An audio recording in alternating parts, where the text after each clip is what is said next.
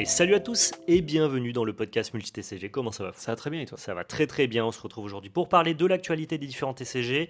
On vous fait rapidement le sommaire, on va parler de Lorcana, on va parler de Riftbound, de Naruto Mythos, de One Piece Card Game, de Flesh and Blood et un petit peu de Yu-Gi-Oh! C'est pas courant, mais Un tout parfois petit peu, ça arrive. On de temps vous en en temps. parlera rapidement. Avant d'avancer dans cette vidéo, on va faire un big up au sponsor, La Belle Carte, qui est l'endroit dans lequel on vous présente ce podcast, qui est notre boutique de vente de TCG en ligne.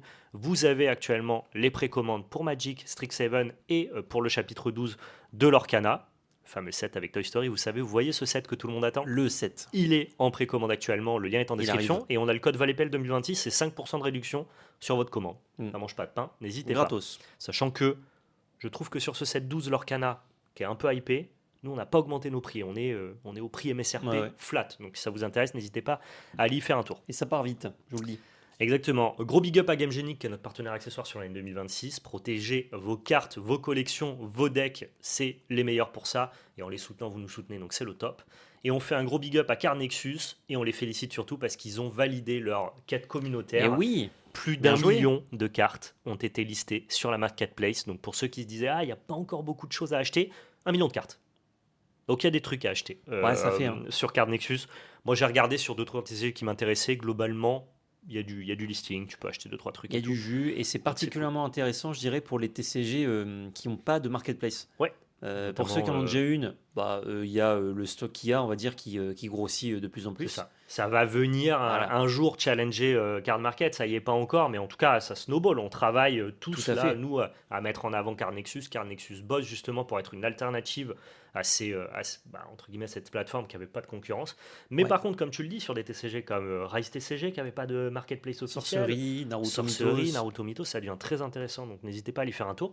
Et on vous parle de Naruto Mythos parce que il fait partie des 2 TCG qui ont été implémentés récemment Ouais. avec Star Wars Unlimited. Ça y Tout à est. fait. Et enfin Star Wars, moi ça me régale. Enfin, c'est normal qu'il y ait Star Wars sur Card Nexus. Mais oui, mais oui, mais oui. Donc très cool, j'ai les cartes Nexus pour l'avancement et en plus j'ai vu qu'il y a plein d'annonces qui ont été faites sur un peu la roadmap. Ouais. Alors pas avec des dates, mais normalement dans Plutôt les les- semaines, dans les mois qui arrivent, Chose qui arrive. avec notamment l'intégration des vendeurs pro qui du coup eux vont ramener énormément de stock logiquement sur différents TCG, notamment Magic, Ouais. l'Orcana, enfin les Cadors. Donc ça va aussi faire beaucoup de bien à la plateforme d'avoir plein de jus et de cartes. Et ce sera le bon moment aussi pour juste vous régaler, quoi. Ils Bam, ont bam, bam, implémenté cliquez aussi tout ça. le Pokémon japonais qui était très demandé Oui, par les C'est collectionneurs. vrai. Donc voilà, de plus en plus de cartes gradées, de cartes de collection aussi. Ça, c'est un marché qui est très peu mis en avant sur Card Market, le côté grading, collection et tout. Sur Card Nexus, il y a un peu ça. Donc n'hésitez pas à aller faire un tour. On vous a mis un lien qui est en description, qui est dans toutes nos descriptions. Ce lien-là, c'est un lien affilié. Donc si vous passez par notre lien pour créer votre compte sur Card Nexus, vous nous soutenez. Donc tant qu'à faire, oui. si vous aimez bien Et la c'est démarche, gratuit. passez par notre lien. Vous pouvez scanner toutes vos cartes. Il y a plein de features. C'est hyper cool. C'est totalement gratuit. Et en plus de ça, on a un code VALPEL05. Tu fais 15 euros d'achat sur la marketplace. Tu as 5 euros en bon d'achat. Cadeau. Pas mal, hein? Non, Bonnard. c'est pas mal. C'est bonnard. C'est pas mal, c'est pas mal. C'est qu'une fois par compte, hein, attention, faut pas non plus abuser. Mais tu prends 5 euros comme ça, gratuit une fois, pourquoi pas. Comme ça, gratuit, ça régale. Je suis désolé, c'est le Val du futur, j'interromps votre podcast 10 secondes. Ce week-end du 18 au 19 avril, c'est le Gala TCG sur Paris, porte de Versailles. En collaboration avec Asmodée, que ça soit le samedi ou le dimanche, vous pouvez participer à des tournois pour tenter de remporter des lots exceptionnels. Et je sais de sources sûres que les dotations d'Asmodée pour ces événements-là sont vraiment très très généreuses. Vous avez la billetterie qui est disponible dans la description. On a du scellé sur Star Wars, on a du construit sur One Piece, on aura même les avant-premières Strixhaven sur Magic. Vous avez du Silver Edge sur Flesh and Blood, l'occasion peut-être même de découvrir le format. Vous avez ici encore une fois du One Piece, mais cette fois-ci en scellé, du construit sur Star Wars et une deuxième avant-première de Strixhaven. Vous avez tous les horaires qui sont disponibles dans le lien qui est en description. Les TCG et la collection, c'est bien, mais jouer, c'est encore mieux. Et je précise pour ceux que ça intéresse, je serai sur le stand Asmodée le samedi et le dimanche à partir de 14h. N'hésitez pas à passer dire bonjour, ça sera avec grand plaisir. Allez, je vous laisse maintenant avec la suite de ce délicieux podcast. On est parti pour le reveal de l'Orcana? Ouais, tout à fait. Merci beaucoup. Alors, Ravensburger, les boss. qui nous régale avec un petit reveal. Et le voici. Bam! La poupée ptérodactyle. Alors, j'ai pas la ref, moi, Ouais, de la poupée ptérodactyle. et c'est normal, t'as pas vu Toy Story? Non. Eh ben, c'est pour ça que t'as pas la ref. Eh oui, Je c'est pour crois ça. que ça vient de Toy Story parce qu'au début, je me Ah disais, ouais. ça vient d'où ça? Et puis après, je me suis rappelé que dans les jouets que le méchant Sid Hmm. aime bien maltraiter, tu sais, il aime bien Ah, il fait des euh, mix. exactement, il casse des Ah, jouets pour remonter des jouets en mettant une tête de ptérodactyle sur un corps de poupée. ok. Effectivement, il y a ce jouet-là. Ok, d'accord. Donc, c'est la poupée ptérodactyle qui est donc une création de Sid. Ok. Ah ouais, Euh, jouet de Sid, il y a écrit. D'accord, je l'ai. c'est une 1-1 pour 1 ancrable.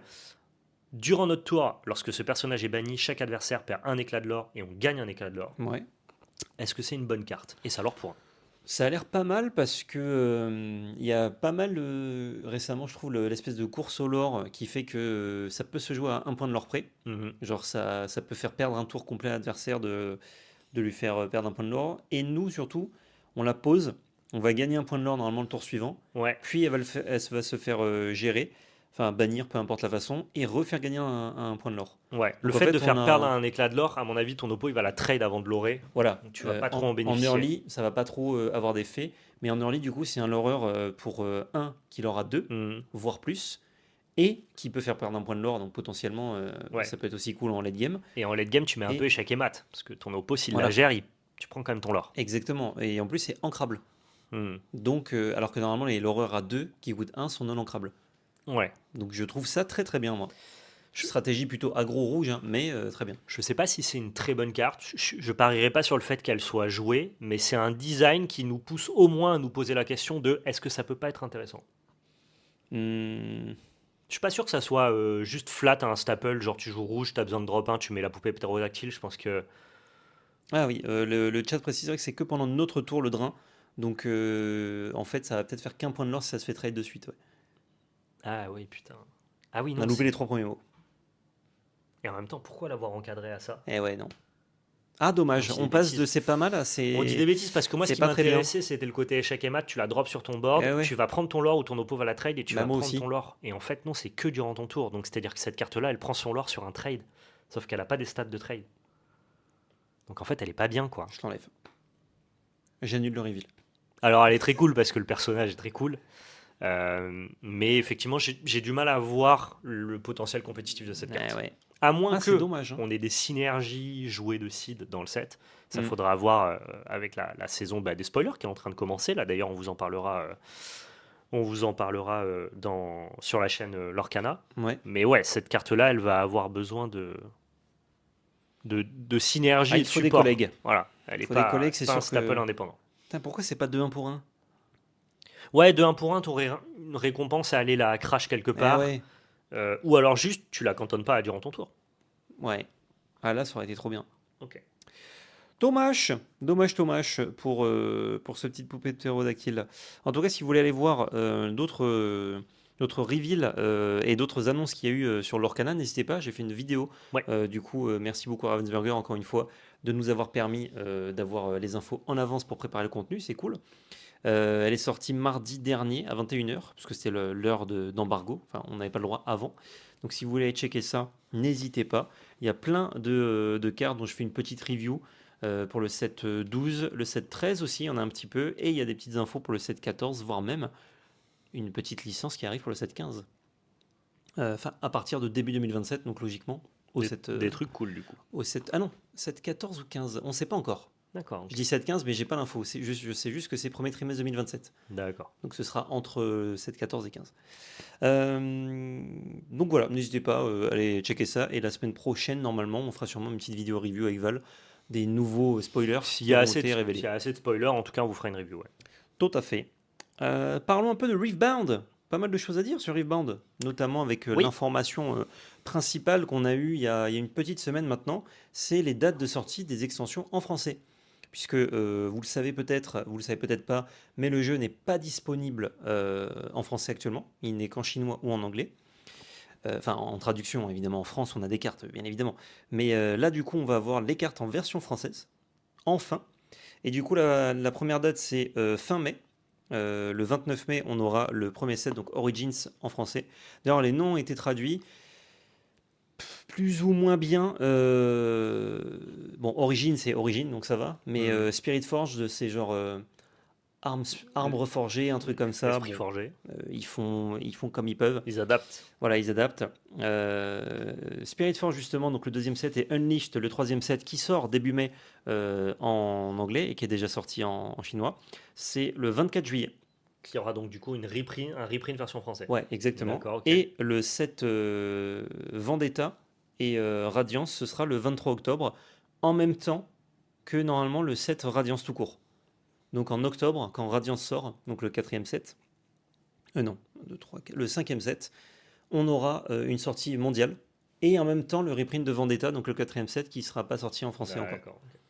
Et Vendetta sort en août normalement, donc il n'y a que 2 mois d'écart entre les deux sorties. Bah, un peu comme Unleashed du coup qui sort en juillet alors que là on l'a en mai. Ok. Donc il y a 2 mois d'écart. Concernant l'arrivée du français, bah, c'est bien, ça pourra permettre à des gens qui ne sont pas forcément à l'aise en anglais d'avoir accès à des cartes. Comme c'est des reprints, ça a donné plus de cartes sur le marché, donc les prix baissent, c'est bien. C'est surtout intéressant pour Origins parce que le set est coûteux, notamment avec les nouveaux reveals du set 3, enfin la nouvelle extension du set 3, qui fait que certaines cartes comme Cartus qui valait 50 centimes valent 8 balles pièce, alors que c'est une rare. Ok. Donc forcément, bah, alors ça reste pas très cher, mais tu te dis, si ça continue sur toutes les autres extensions, ça va faire que le set 1 au bout du compte, il va être quand même très très coûteux si tu veux récupérer un peu toutes les cartes. Ok. Donc ça, c'est un reprint qui est le bienvenu. Par contre, pour Spirit Forge, où il y a encore plein de displays dispo, enfin plein, il y en a de dispo en tout cas. Oui, ça se trouve. Ça, j'ai vu dans une petite boutique encore dimanche, il avait 1 ou 2 displays. Ouais. Donc ça se trouve. Hmm. Et Unleashed, qui est censé être une extension beaucoup plus imprimée, donc, bon alors très demandée, mais très imprimée, donc normalement ça devrait le faire. Je pense que les reprints français, à part Origins, sont surtout bien pour ceux qui veulent des cartes en français. Par contre, Origins, il y a vraiment une nécessité d'avoir des nouvelles cartes sur le marché, les Watchers, etc. Ok. En fait, il y avait beaucoup de cartes et beaucoup de cartes intéressantes à tous les étages de rareté. Ok. Donc c'est très bien qu'il y ait ce reprint-là qui arrive. Et je vais essayer d'avoir moi-même peut-être un petit peu de boîte en français, si je peux. Même si je pense que déjà avec la belle carte, on n'aura pas grand-chose. Non, malheureusement c'est difficile les allocations sur Mm. sur Riveband. Tu penses qu'ils vont remettre alors les overnumbered, oui, mais les signés? Il y aura les signés version française. Comment ça se passe? C'est l'avantage, j'ai pas l'info, mais c'est l'avantage des signés, c'est qu'elles ne sont pas numérotées. Donc tu Donc peux ils en peuvent reprint. réimprimer de la signée. C'est pour ça que les numérotés, c'est très compliqué, surtout quand tu lances un TCG. Ouais. On le verra plus tard d'ailleurs. Obligé de faire d'autres voilà. skins de Donc numéros. c'est un petit peu étrange, mais là du côté de Driveband, comme il n'y a pas ça, il n'y a pas de galère. Il n'y a même pas Oui, c'est pas, d'annonce de quantité. c'est pas donc, un sujet. Il va y avoir aussi les signés en français, quoi. normalement oui, mais j'ai Ok. pas l'info. D'accord. Ça se trouve ils vont dire il y aura pas, et les gens vont dire bah on n'a pas trop envie d'acheter du coup, Hmm. si c'est au même prix. Ouais. Tu vends un produit au même prix qui est moins bien. Bon, ça s'est déjà vu dans d'autres TCG, mais Je comprends. évitez de faire ça. Je reviens vite Sinon- fait sur le petit Ouais. ptérodactyle parce que justement on disait que la carte fonctionnerait que s'il y a des synergies. Mhm. Les gens, bah, du coup, eux ont l'accès, tu sais, les spoilers commencent à sortir. Ouais, Nous, je on l'ai avait vu notre spoiler. le seed, ouais. Il y a un seed aussi qui visiblement vient de sortir en spoiler. J'espère que c'est pas un leak parce que nous on partage pas les leaks, on partage Non, je que l'avais les- déjà vu de façon officielle, je crois. D'accord, donc ouais, il doit y avoir d'autres cartes qui sont sorties qui fonctionnent en fait avec cette petite poupée, parce qu'on te récompense à sacrifier tes jouets. Flavor de site qui Ouais. bazarde un peu ses jouets Effectivement. pour aller interagir avec l'adversaire. Donc on peut rehausser la carte en synergie, mais elle n'est pas puissante de manière indépendante. Et je crois qu'ils buffent les jouets aussi. Les, crois qu'il donne plus les de- gens ont l'air de dire exactement qu'en gros tu peux sacrifier ton personnage pour faire sacrifier un personnage à l'adversaire. Et donc Ah, ok. en plus tu vas bénéficier de ton effet de, Eh ouais, de parce gain de que corps. c'est banni. Ouais. Ok, donc en synergie, peut-être pas mal. Ok. Le petit ptérodactyle. Pour rester sur Riveband, bah, je suis en pleine prépa. Bah, là, du coup, je suis à Lille quand vous regardez ce podcast. Je suis en train d'essayer de rosser. Mais là, je suis en pleine prépa. Pas du tout au niveau de ce que j'aurais aimé mettre dans le jeu, mais très compliqué avec multi-TCG, le boulot et tout, de me préparer convenablement. J'ai aussi moins mis de temps, je pense, parce que j'ai plus joué au set 2 qu'au set 1, puisque ça fait plus longtemps que le set 2 est sorti. J'ai eu plus d'occasions de jeu en tournoi, etc. Donc aussi peut-être que j'ai moins le côté pas préparé. Mhm. Et vu qu'il vient d'avoir une grosse vague de ban, du coup j'ai aussi ce côté, les cartes sont rebattues. On n'aura pas la solution, la vraie solution du metagame vraiment avant un peu ce tournoi. Donc Ouais. dans tous les cas, ça sert à rien Ouf, ouais. pour moi, en tout cas pour mon profil, de trop tryhard à droite à gauche, de chercher des trucs. Un deck que je jouais déjà, que je joue pas trop mal, s'en est très bien tiré avec les bans, puisqu'il n'a eu qu'un upgrade, aucun tir de son côté. Donc on reste là-dessus. J'ai fait un tournoi qui m'a mis en confiance dimanche dernier avec un petit skirmish à 10 joueurs. Donc ça s'est bien passé, j'étais content de mes décisions, de mon niveau de jeu, même si j'étais un petit peu un petit peu tremblant des fois, notamment in-game où mon oppo a vu ma main et m'a dit bah t'as gagné. Et j'ai dit ah ouais. Ah bon? Et du coup j'ai dû chercher la solution pour Ah, le il t'a fait puzzle. le petit puzzle. Allez, Ouais, vas-y. il m'a dit vas-y, si tu trouves, t'as gagné quoi. Et du coup Constitue j'ai le trouvé. puzzle. Ok. C'était pas compliqué, mais il fallait utiliser une carte d'une façon que j'utilise jamais. D'accord. Et c'est vrai que tu sais, c'est le truc de maintenant que je l'ai fait, je l'ai en tête. Hmm. Mais si je le savais pas, D'accord. enfin si je l'avais pas fait, peut-être que j'y aurais pas pensé. C'est une carte qui met un dégât à 3 unités, Ouais. 1 et 1, Ouais. qui peut se kicker pour faire du coup 1-1-1, 1-1-1. Et j'en avais 2 en main, du coup en fait ça me permettait de faire 3 dégâts, Ok. mais que à une seule unité. Du coup j'en tuais une et j'avais un anti-bet pour l'autre. Du coup c'était un enchaînement de spells pour tout gérer et pour Ok. me libérer la place pour gagner dans le tour. Ce qui en fait, si ça ne me fait pas gagner, est un play exécrable. Ouais. Mais vraiment c'est nul. Mais là, comme ça me donne la victoire, on va dire c'est Ok. c'est le bon play. Ton oppo est sympa de te dire bah t'as gagné. Ouais, bah tu sais, on était en mode aussi un peu entraînement et tout. Ouais. Donc, C'est des petits tournois. mais je pense que je ne l'aurais pas vu. Après, vu sa situation dans la game et la mienne, je pense quand même que il y avait de grandes chances que je gagne la game Ok. overall. Mais c'est vrai qu'il a été bonnard de me le dire quoi. Ok. Et du coup, ça m'a mis la pression. J'étais en mode voilà, faut que je trouve, sinon je suis juste un con en fait.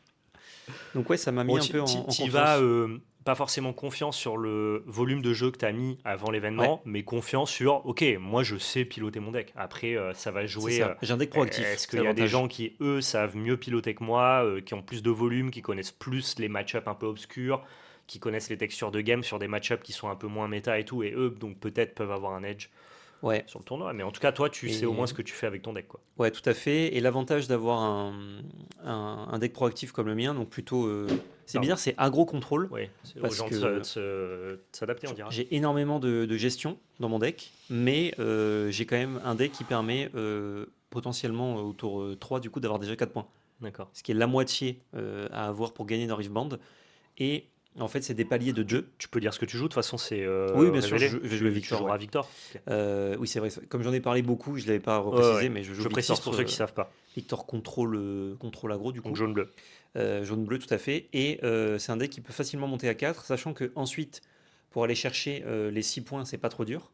Et c'est un deck qui, quand il a 6 points, a beaucoup de cartes dans son deck qui permettent en fait de déblayer pour un tour le board Ok. et gagner 8 points. Et après, venir prendre les deux et faire 8. C'est ça. Et c'est très dur pour l'oppo de tanker, de m'empêcher de gagner des points, etc.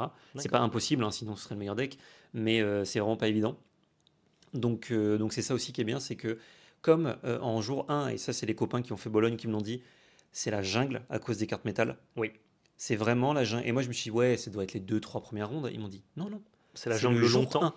Le jour 1, c'est la jungle. Alors des Ah, fois, tu vas taguer que des Draven et des Irelia. Hein. Moi, je crois Mais quand normalement, même non. que si tu gagnes, passer les 3 premières rondes, tu auras plus la jungle. Eh ben, figure-toi que passé les 3 premières rondes, on m'a dit, genre en dernière ronde, ils affrontaient encore des trucs, des gens qui jouaient pour la métal. Mais ils étaient à X0. Non, pas invaincu. Ah voilà, mais moi je te dis, si tu commences à monter invaincu, tu n'auras plus les gars qui se Ouais. battent pour les metal cards. Il faut expliquer, on va recontextualiser. Dans Riftbond, ils font un truc sympa. Ouais. C'est qu'en gros, ils Et vont en même valoriser le meilleur représentant de chaque deck. Voilà. Et donc ça veut dire que tu peux te battre pour faire le top et gagner le tournoi, mais tu peux te battre aussi pour être le meilleur des decks les plus nuls. Ouais. Et donc tu as des Le gars qui la meilleure gagnent. Harry, le meilleur Orb. Exactement. Et tu peux gagner des metal cards qui coûtent très très cher en ayant fait 7 centièmes sur le Ouais. tournoi. Ouais, Parce que c'est tu es juste le. environ 10-15K la carte. hein. Exactement. Donc on se bat pas pour rien. Et donc il y a des gens qui, plutôt que d'essayer d'accrocher les hautes sphères du compétitif parce qu'ils ne se sentent peut-être pas compétents pour faire les mirrors, jouer le meilleur Victor, Draven ou je ne sais Mhm. quoi, et ben ils se disent bah moi je joue un deck qui est plutôt mauvais depuis longtemps mais je le joue très bien et j'estime que je le jouerais peut-être mieux que toute la salle et donc j'ai plus de value à tryhard ce deck Ouais. un peu mauvais pour essayer d'être le meilleur de ces decks mauvais et gagner un gros prix, beaucoup plus qu'un gars qui aurait fait je sais pas top 60 tu vois. Ouais. Ce qui est juste dommage avec ça, alors déjà, Donc c'est ça, pour préparer ça un. encourage la jungle dont tu parles. Pour Dans- préparer un tournoi, c'est hyper chiant parce qu'en fait, ton jour 1 est extrêmement random.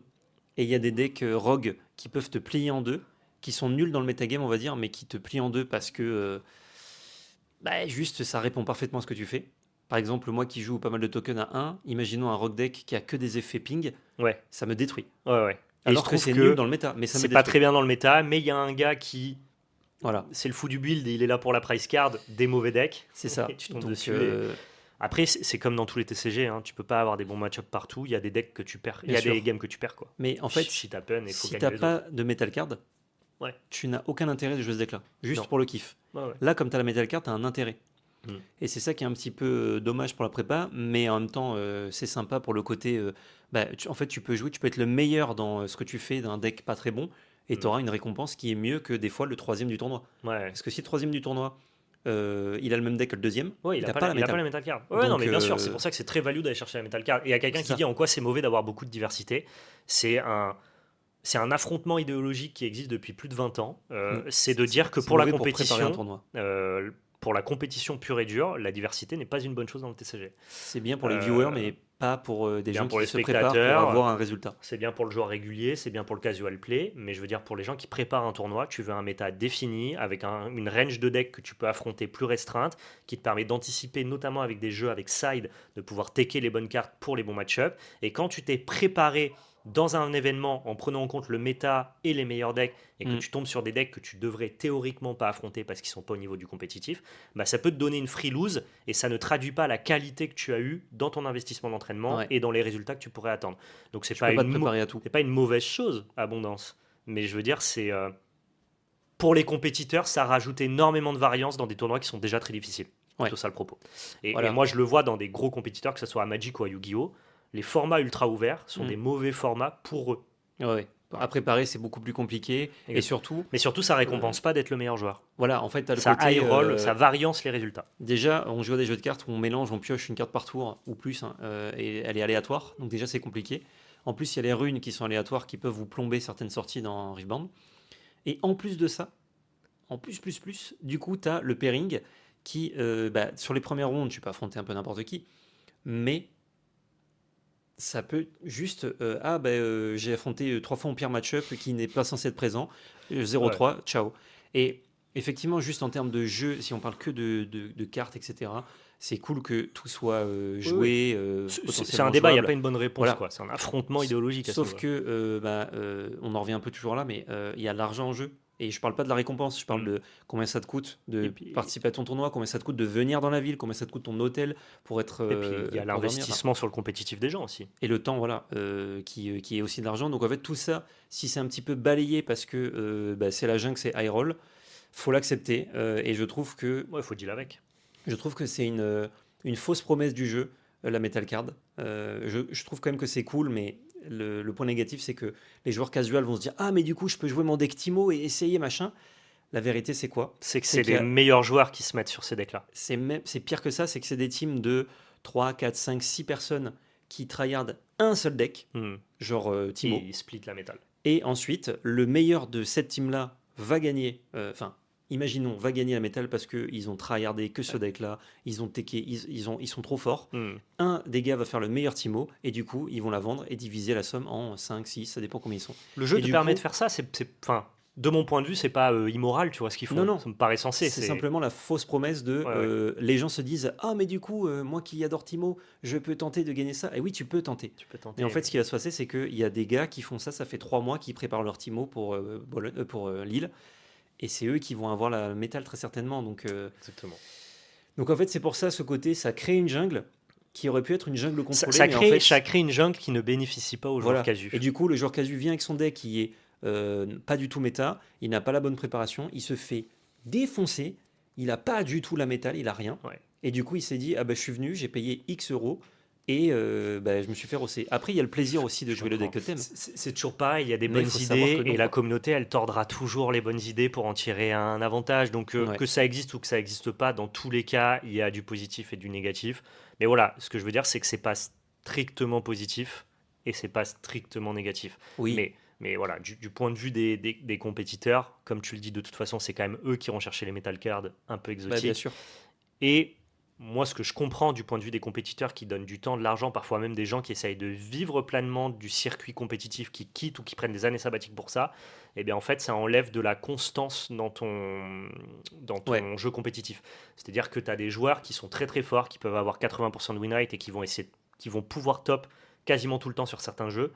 Plus ton jeu intègre de la variance dans ces performances-là, et plus c'est difficile d'être régulier, et du coup de top régulièrement. Et donc, de leur point de vue, bah, c'est vrai que ça peut être un peu frustrant ce truc-là. Et en fait, ça donne pas envie de t'investir compétitivement dans un jeu, genre en mode tryhard et tout. Si tu te dis, ok, je me suis préparé, je connais le metagame, je connais les cartes jouées, je sais comment jouer mon deck, que j'estime être le meilleur contre les autres decks. Le jeu pousse au fait que je puisse me prendre un trap. Mais tu vois. voilà. Mais en fait, ensuite, je vais prier pour les 3-4 premières rondes pour ne pas tomber contre Jean-Michel Thimo et Fabrice Garenne, qui vont du coup m'éclater parce qu'en fait, je ne peux pas battre ces decks-là.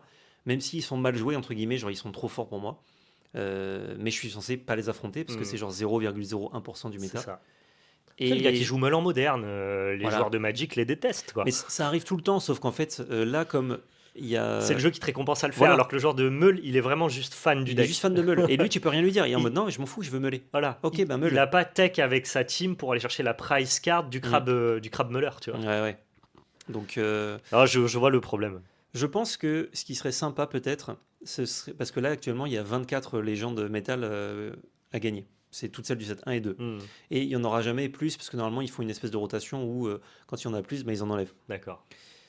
Sauf que est-ce que ce serait pas bien d'avoir à chaque fois que les légendes métal d'un seul set, ce qui fait que la jungle n'est réellement composée que des légendes du set en question. D'accord. Ça fait quand même 12, Ouais. mais ça limite, et du coup, pour les compétiteurs, tu peux te préparer, et pour les kiffeurs, bah, tu peux aller chercher ta métal Ouais. sur ceux-là. Mais disons que pour les compétiteurs, tu es récompensé à mettre tout ton volume de jeu, ta data et ton entraînement sur les meilleurs decks du format, et de te dire un truc qui est hyper frustrant, mais qu'il faut accepter.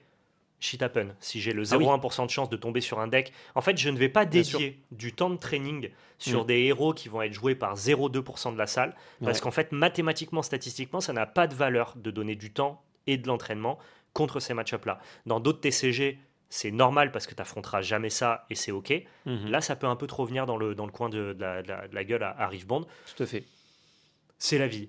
Il t'a nuancé un peu parce qu'il dit que c'est un jeu où il n'y a quasiment pas de MU 90-10, donc dans tous les cas... Oui, tu joues quasiment toujours une game. Tu vas jouer une game, et même si tu affrontes un match-up qui est négatif et contre lequel tu t'es pas préparé, un très très bon joueur, il est capable aussi de retomber sur ses pattes et tout. Donc évidemment, tout est à nuancer. Nous, on, globalement, on essaye de vulgariser et d'extrémiser le propos pour que vous compreniez ce que ça crée l'écosystème de Riftbound. Exactement. C'est comme quand je disais le joueur casu qui pense qu'il peut gagner une métal et qui va se faire rosser. Il y a peut-être un gars qui va gagner la métal. Il peut le gagner et effectivement, c'est pas parce qu'il a payé qu'il est venu qu'on lui doit quelque chose, comme disait Master Affinity. Le truc, c'est quand tu dis, genre, il y a des lots qu'on peut gagner de telle façon et qui sont flous, parce que si tu es le meilleur Timo, genre si tu es le seul joueur de Timo, personne d'autre joue Timo, tu as gagné la métal. Exactement, tu as gagné par défaut. Donc, ce que tu veux dire, c'est qu'il y a des gens qui vont croire qu'ils sont la cible alors que c'est pas le cas. En fait, et en même temps, ils peuvent pas faire 1 milliard de disclaimers, Riftbound, c'est normal. Non. Mais il y a un petit peu ce côté,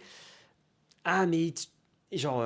les joueurs compétiteurs, ils jouent bon deck, ils vont pas jouer mon Timo. Je vais grossir un peu, mais c'est un peu comme le casino qui te dit tu peux gagner des centaines de milliers, tu vois. Alors oui, sauf qu'en fait, ce qui va se passer très probablement, c'est que je vais perdre en fait. Sauf qu'ils mettent pas l'advertising sur, en fait, il y a un seul Timo qui a son Timo, tous les autres c'est Ignette, et il passe un moment peut-être désagréable. Ils mettent l'accent sur, regardez, il y a un Timo, il a eu son Timo métal. Et en même temps, ça fait rêver, c'est cool. Bien sûr. Donc c'est pour ça, moi c'est un peu le truc que je trouve dommage de la cible, enfin ceux qui pensent être la cible de ça ne sont pas la cible et du coup vont peut-être faire des choix de deck ou venir faire des tournois pour de mauvaises raisons. Et peut-être être frustrés et ne plus faire de tournois. La belle histoire du fan de Timo, mais qui n'est pas le profil le plus compétitif, qui gagne sa prize card, en vrai, depuis que la communauté a connaissance de ça, cette belle histoire, elle existe peu. Ah bah ouais. Et en plus... Je ne peux pas dire qu'elle n'existera pas, mais il faut se rendre compte que... Je crois que c'était à Vegas ou à Bologne, je ne sais plus, un des deux derniers tournois, là, enfin gros tournois. Il y a un pré-régional la veille qui est accessible que aux gens qui font le régional. Ouais. Et du coup, on voit le metagame et tout. Et au pré-régional, un seul Garen. Ah ben, let's go. Donc lui, au pré-régional, il a rien eu. Ah, il a rien, d'accord, mais il anticipe. Mais comme c'est que ceux qui font le régional qui participent, il se dit mais demain, si je suis seul, je m'assois, j'ai gagné 15K. Ou peut-être 10, tu vois. Let's go. Sauf qu'en fait, il y en a eu d'autres qui ont la data et qui ont changé de deck pour se dire du coup, parce qu'on va se battre contre 3 ou 4 ou 5 Garen au max. Il faut juste faire mieux que les autres. Pas mieux que. Genre, tu peux faire. Tu peux faire même pas jour 2. Je vois trop comment dans la tête de Riftbound l'idée elle est trop bonne et comment dans la réalisation la communauté on a fait un truc horrible. C'est horrible. Et du coup, le lendemain, il y en avait 6. Ouais. Donc, et peut-être que les 6, c'est 5 gars qui se sont mis ensemble et qui Bah Ah, mais forcément, ils ont éclaté le gars qui était seul, quoi. je vais te dire mieux, si je ne dis pas de bêtises, c'est une team d'Espagnols qui sont sur Garen Aurora, qui se sont ramenés, et c'était leur but de prévu. Donc le gars qui était seul la veille, c'était pas un gars de la team, Ouais, ouais. il était en mode, putain, je suis frais. Le lendemain, team qui ont fait que tryhard la Garen, et c'est un des ceux-là qui l'a eu, je crois. Ils ont tryhard la garenne, quoi, dans la garrigue. Donc, en même temps, c'est un peu gaulerie. Moi, ces genres d'histoire dans le TCG, ça me fait marrer. Oui. Mais pour le petit gars, peut-être, C'est que qui tu a sens que, tenté le Garen. tu sens que Rivebond ne voulait pas créer ça en faisant ça. Il Ouais. voulait récompenser le fait de t'attacher aussi à des héros qui sont moins méta, diversifier le format Mm. et faire en sorte que les gens un peu moins compétitifs puissent entreapercevoir la possibilité de repartir avec un cadeau. Non, non, non, c'est toujours les tryharders qui vont vous attraper à la Non, fin. non. Ok, je comprends. Voilà. Mais sinon, hâte du coup de me régaler à Lille. Si vous voulez suivre un peu mes aventures, n'hésitez pas à me suivre sur Insta, c'est dans la description, pour vous YouTube. Pour l'exclamation Insta, sinon sur Twitch. Et je ferai des petites stories et des petits contenus, j'espère, si je pense à bien tout filmer, qui arriveront sur Instagram aussi dans les semaines, enfin les jours qui arrivent. Passer Lille. Ensuite, tu vas nous parler un peu de Naruto Oui, Mythos. Enfin, on va Naruto vous parler Mythos, de Naruto on a eu Mythos. des petites infos là sur la vague 2, donc c'est l'édition numéro Ouais. 2, ça reste la première extension, attention, c'est toujours C'est- Konoha C'est Shido, du reprint. c'est du reprint, c'est les mêmes cartes avec lesquelles vous pouvez jouer actuellement, Est-ce que mais c'est les mêmes cartes? bah, c'est la seconde extension. Et donc nous on s'attendait à ce que la seconde extension, ça soit le même set, sans la gold de Naruto qui avait Mhm. été vendue comme la carte exclusive à la première extension. Nous ce qu'on a compris, c'est que du coup il y avait la gold que dans la première extension. Naruto Mythos, ce qu'ils n'ont pas dit, c'est qu'il allait avoir aussi des golds dans la seconde extension. C'est juste que ça allait pas être Naruto. Et Bam! donc on a Rock Lee qui a été annoncé comme carte gold, limitée à 2000 exemplaires en anglais. C'est exactement le même nombre que pour Ouais. Naruto. En français, Mais on sait pas. ils ont réannoncé, si on sait, mais je t'en parle après. Ah, Mais ils ont réannoncé aussi Sasuke, bam! limité celui-ci à 1500 Il exemplaires. est plus rare celui-ci. Et il est plus rare que le Naruto. Ouais. Et donc la question, au-delà de dire bah, c'est trop cool, les gens qui vont avoir du set réimprimé de l'édition 2, ils vont quand même avoir des grosses chase cards à aller chercher. Je vais chaser moi. Certes, c'est très bien, mais est-ce que ça brise pas, non pas une promesse, parce que c'est ce que les gens en avaient déduit, et eux ils sont restés ouais. volontairement flous, mais je crois que les Une gens, petite confiance peut-être. attendaient globalement que les cartes dorées soient exclusives au premier set.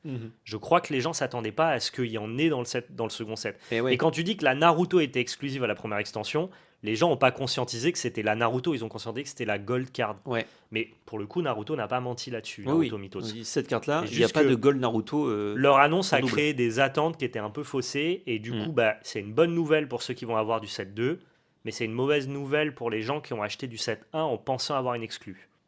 Et je vais même un peu plus loin, ce que je trouve un chouïa dommage, Ouais. c'est qu'en plus de ça, ils mettent une numérotée gold plus rare que la numérotée gold de la première extension. Ouais. Parce que la Sasuke, elle, est limitée à 1500 exemplaires. Et comme en plus, il y en a deux, bah, ça veut dire que tu as quand même plus de chances même de hit une gold Mm. au global. Alors, à moins que ça soit dilué dans un volume d'impression beaucoup plus large que la première extension. Et dans ce cas-là, au Ça prorata, compense. Ouais. ça compense le fait que la gold soit aussi rare, ça je ne sais pas. Mais voilà, il y a quand même ce petit débat. Je crois pas que ça ait fait de gros drama sur la communauté. Non. Je pense que les gens s'en foutent un peu. Mais je le précise, il y a quand même ce truc-là. Et par contre, en français, les cartes sont limitées non pas à 1000 exemplaires comme le Naruto, mais à 500 pour le Rock Lee et à 250 pour le Sasuke. Donc là, ça devient Donc, très très rare. Très très rare. Ah donc j'aurais rien quoi. Ah bah, je pense que ça sera au prorata de. Ils Ah vont oui. beaucoup moins réimprimer en français, je pense. J'espère. En fait, en gros, Donc, tu j'en aurais. peux en déduire les volumes d'impression d'après moi. Ouais. Voilà, tout simplement.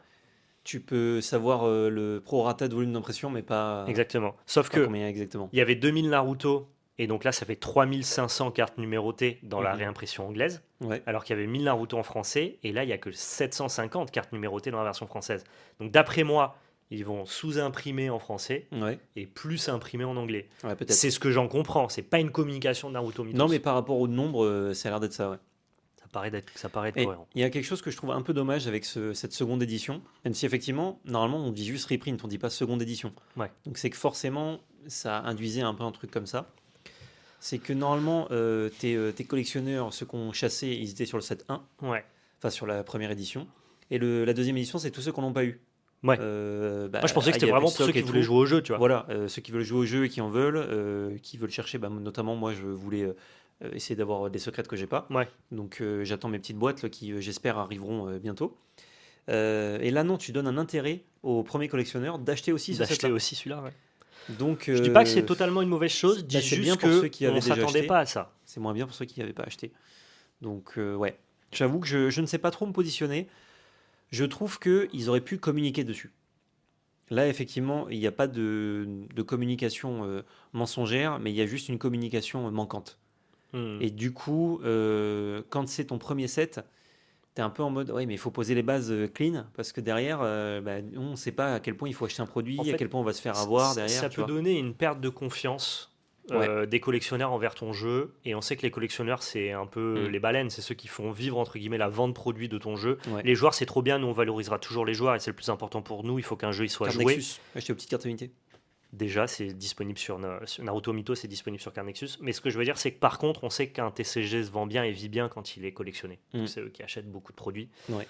Donc c'est important de pas trop perdre la confiance de tes collectionneurs. Je crois pas qu'ils perdent la confiance pour ce move-là. Non, mais tu sais, il y a un petit précédent. Ouais. Ah ouais, mais du coup, prochaine extension, si vous refaites 2 éditions, dites-nous ce qu'il y aura dans la deuxième. Parce que peut-être que les gens, par exemple, ils sont fans de Rock Lee, et du coup, ils ont acheté du Naruto Mythos juste parce qu'ils en voulaient, et ils se disent, ah, ben moi j'aurais aimé essayer d'avoir la Rock Lee, mais du coup, comme je savais pas, là j'ai plus de sous pour acheter le reprint. Et surtout, j'ai plus d'intérêt, parce que si j'ai déjà toutes les cartes du set, je vais pas acheter juste pour tenter une gold. Juste pour chaser, ouais. Donc, à noter que les numérotés reviennent aussi, hein. C'est-à-dire que les secrets numérotés, il y en avait que 4 dans le premier set sur les 10. Ouais. Là, il y en a d'autres aussi, parce qu'on a vu notamment la Jiraya qui a été teasée. Ah oui, Donc ils remettent aussi les secrets numérotés. Ça fait beaucoup, hein. Ça fait de l'intérêt, mais ça veut dire que beaucoup. l'édition 2 est pas une sous-édition 1, comme on peut le comprendre naturellement. C'est la deuxième moitié, on va dire. C'est une autre édition qui a la même valeur, je trouve. J'espère qu'il n'y aura pas édition 3. Ce qui est en soi pas gênant, c'est juste que je pense que les gens l'avaient. Moi, je l'avais pas compris comme ça. Je pensais que c'était l'édition 1 sans les chess cards, quoi. Bon. S'il m'avait dit dès le début que l'édition 2 serait de la même qualité que l'édition 1, j'aurais signé pour. Hein. Attention, moi je suis content que tout le monde soit content, même en reprint. Mais je pense que c'est pareil, j'aurais aimé savoir. C'est plus la surprise. Voilà, tout exactement. À fait. Surtout que ça n'a pas fait trop, j'ai l'impression, le côté waouh, surprise, on fait ça, mais plutôt on vous l'annonce un peu au dernier moment. Pas trop en grande pompe. Oui. Je ne l'ai pas vu passer typiquement, moi, sur les réseaux. Donc, non, ouais, je sais pas trop. Après, j'ai pas trop buté les réseaux Naruto Mythos, donc je sais pas exactement comment ça a été reçu, très sincèrement. Écoute, on verra bien. À noter, le jeu fonctionne bien. Ouais, ça va. En tout cas, il est très hypé dans son aspect collection. Je pense que le gameplay est pas ce qui est le plus mis en avant. Moi, je le vois notamment sur YouTube pour trouver du contenu. Méta et gameplay, c'est très difficile. Par contre, trouver des vidéos, même de créateurs de contenu hors TCG qui ouvrent du Naruto Mythos, ça, il y en a plein. C'est bien pour vendre ton jeu, vraiment pour constituer un volume de vente important, c'est cool. Attention qu'il faut aussi que ton jeu soit joué. Et d'ailleurs, c'est mon prochain point. Moi, je vais vous en parler parce que j'ai joué au jeu. Par contre, je reviens juste sur un autre aspect. Là, pareil, c'est moi qui suis critique là-dessus, mais je sais que la critique est revenue aussi sur Internet. Pourquoi tu mets Rock Lee alors que tu as Naruto, Sasuke en gold card? Pourquoi tu mets pas Sakura pour faire la Team 7? J'adore Rock Lee, attention, gros big up à Rock Lee, c'est pas le débat. Je me demande si c'est pas l'occasion de la mettre dans d'autres sets, tu vois. Et de faire un espèce de truc si tu veux tout réunir sur différentes extensions. Mais oui, j'aurais mis Sakura et j'aurais mis Rock Lee avec ses copains plus tard. Ouais. Comme ça, la Gold Tenten, vraiment, elle valait 20 €, quoi. Ouais. Tenten qui, pour moi, est j'aurais préféré une rare le personnage le moins intéressant de Naruto, on est d'accord. Elle ne fait jamais rien. C'est surtout, elle fait ce que tout le monde sait faire. C'est jeter des objets. Oui, mais elle le fait de façon illimitée. Oui, elle déroule des parchemins. Si j'avais les mêmes parchemins, je ferais pareil. Mais en plus, je crois qu'après, elle a un shop où elle vend des trucs. Je suis en mode, mais c'est pas cool, non? Si tu vends des trucs que tu invoques à l'infini, genre tu vas casser le marché, là. C'est pas bon, Tenten. Elle déroule des parchemins et ça envoie des kunai. Ouais. En fait, c'est des invocations. Les kunai sont quelque part, elle ne les crée pas. Oui, non, mais tout à fait. Mais ton pouvoir, c'est de jeter des kunai. Tu sais qu'il y a un monde où c'était quand même extraordinaire de faire ça. Genre, si elle avait une montée en puissance. Ou alors, surtout, si Naruto ne devenait pas Dragon Ball à la fin. Je veux dire, quand tu débutes Naruto, jeter des kunai et des shurikens, c'est très fort. Zabuza le fait et c'est fort, tu vois. Mais en vrai, jusqu'à l'ellipse, c'est toujours, même post-ellipse, c'est toujours utilisé. Il y a des gens qui meurent sur des. Mais en fait, dans tous les combats, tu vois qu'ils se lancent un petit shuriken, un petit kunai pour se tester. T'as l'impression que c'est juste pour. Voilà, c'est juste pour. Pour moi, c'est le détecteur de Dragon Ball, le lancer de kunai. C'est genre, si le gars il dégaine et qu'il contre ton kunai. Si tu lui lances et que tu le mets dans le foie, lui il est nul à chier. Tu vois tu es nul, tu es un ninja nul. Mais oui, je vois. Effectivement. Bref, du coup, tu allais nous parler du gameplay. Oui, j'allais vous parler du gameplay parce que Dispo en rediff. ouais, c'est dispo en rediff. Il y a un simulateur qui s'appelle Naruto Mythos Game, je crois, .com. Ouais, Donc ils ont fait simple. Hein. c'est même pas un truc à télécharger, c'est une page internet et pour le coup c'est automatisé, très fluide. Tu peux jouer contre un IA de plusieurs levels. Mhm. Ensuite tu peux jouer en casu, tu peux jouer en compétitif avec Ah, un nice. système d'élo. Donc assez stylé je trouve. Moi j'ai pu tester un petit peu le jeu parce qu'on avait testé nous avec les intro packs sur juste la partie Ouais. core gameplay avec des cartes qui avaient. Alors certaines cartes n'avaient pas beaucoup de texte mais il y a quand même des cartes qui étaient déjà hyper staple. Tu te Mhm. doutes bien que la Sakura c'est banger absolu. Qui fait du chakra et tout là. Plutôt la première, celle qui fait juste draw a card dès que tu as une team Ah set. oui, oui. Chez toi ou en face. Donc, Ah oui. Comme c'est méta, Bah donc c'est drôle quoi. tu draw a card. Et donc on avait déjà eu ce petit goût de reviens-y intéressant, le fait que tu montes en puissance, en tout cas que le jeu se complexifie sur les multimissions, ça nous avait déjà parlé, mais je voulais mettre des games avec des decks très compétitifs pour voir un Ouais. petit peu ce que ça donnait. Et ben ça donne bien. Ouais, moi j'ai trouvé Ouais, ça cool. ça goûte bon. Ça goûte bon. Je suis un peu biaisé parce que j'avais envie de l'aimer ce jeu, hein. C'est Naruto évidemment. Oui.